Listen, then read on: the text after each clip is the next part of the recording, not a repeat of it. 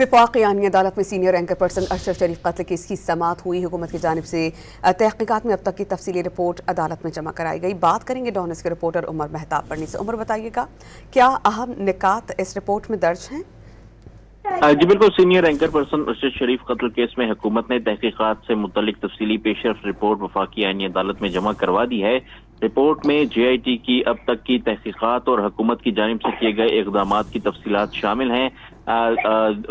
हुकूमत के तरफ से जो इक़दामात इस केस में किए गए, इसकी तहकीकात की गई, कीनिया टीम भेजी गई जहां से शवाहिद इकट्ठे किए गए, वो तमाम तफसीलात जो हैं वो इस रिपोर्ट में दर्ज हैं।